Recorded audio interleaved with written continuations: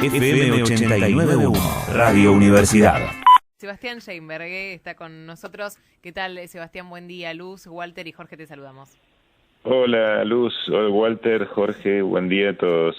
Bueno, hoy un tema que, como decíamos, ¿no? Después para tratar en el psicólogo, porque tiene que ver con la segmentación, con tema tarifas, con tema audiencias públicas y este llamado, ¿no? Que conocimos en estas últimas semanas.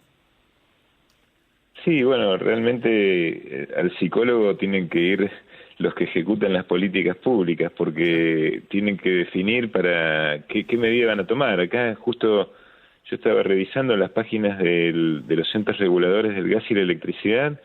No hay ningún anuncio de audiencia pública y se supone que es la semana que viene. Sí.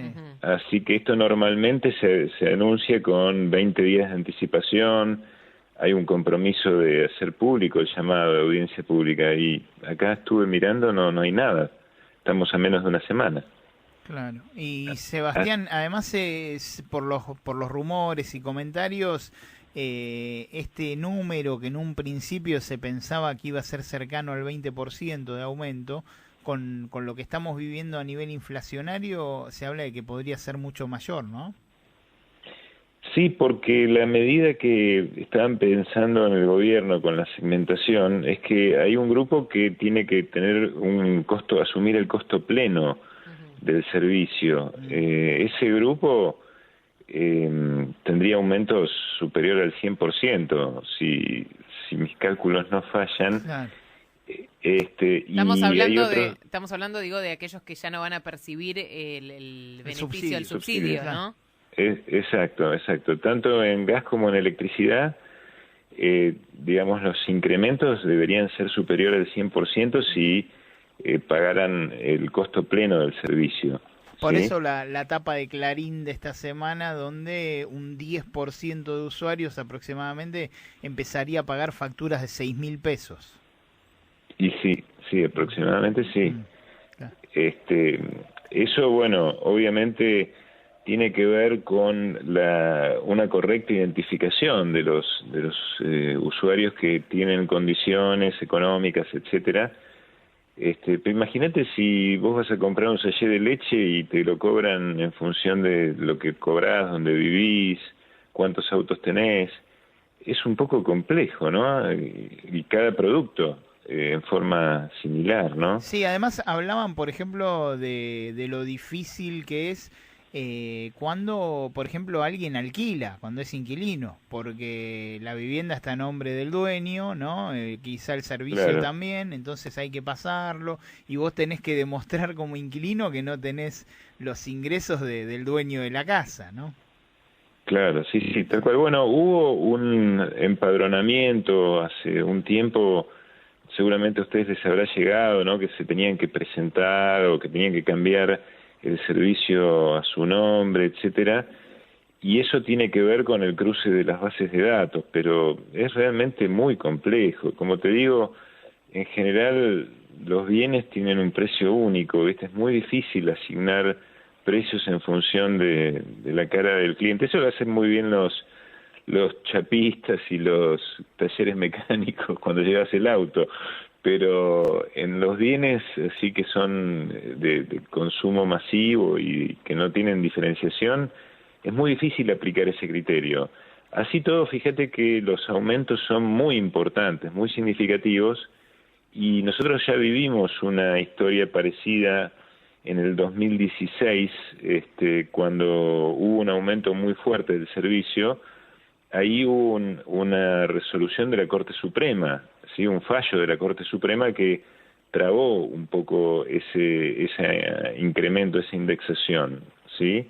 Entonces, bueno, digamos que primero que no está muy claro el anuncio, segundo, no hay una buena anticipación de la audiencia, y tercero que, digamos, esto no es como cuando el director técnico te marca en el pizarrón que para dónde se tienen que mover los jugadores. Los otros jugadores también se mueven, ¿viste? Entonces, cuando a la gente le pongan un aumento de esta magnitud, va a ser reclamos si es que las unidades de defensa de los consumidores funcionan en forma independiente, como uno supondría, ¿no? Entonces, bueno, es muy compleja la situación. Pero no obstante eso, es verdad que las tarifas de servicios están muy retrasadas y tiene que haber un incremento para cubrir el costo del servicio. Eso pasa en todos los casos. Fíjate que los salarios actualmente se están negociando con pautas que tienen incrementos hasta del 80-90% para algunos gremios. Entonces, digamos, es muy difícil pensar que hay un conjunto de bienes y servicios que no se mueven, aunque sus costos, digamos, que los precios no se mueven, aunque los costos sí lo hacen. Entonces no tiene la lógica más que tener, digamos, esos bienes y servicios como anclas para que la inflación no se dispare. Eso es lo que ha ocurrido históricamente, o lo mismo con el tipo de cambio. A veces el gobierno fuerza, digamos, un congelamiento del precio para que la inflación no se dispare. Pero ahí hay un problema con los precios relativos y entonces tenés después problemas con la prestación de esos servicios, porque como no tenés cobertura de costos, las empresas están esperando las transferencias del Estado para enfrentar los costos mayores. Y las transferencias también tienen el problema de que se encuentran con la restricción de los ingresos. Vos no podés transferir por arriba de los ingresos porque generas un problema de déficit, que lo que está ocurriendo es que ese déficit no se puede financiar sino con más emisión. Entonces hay todo un grado de complejidad que es muy importante y terminó interviniendo, digamos, el Fondo Monetario imponiendo de alguna manera pautas de que los precios relativos no se pueden atrasar permanentemente.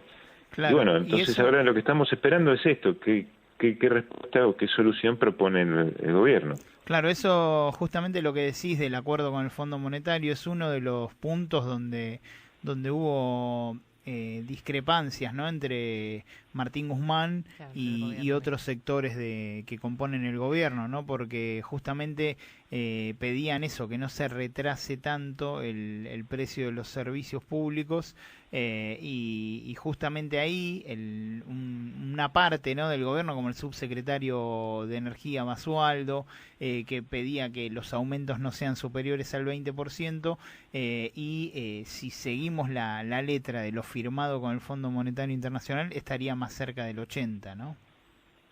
Sí, tal cual. Digamos, esta es la lógica esta que te comento, donde, digamos, existen instrumentos que son de uso común en momentos de inflación.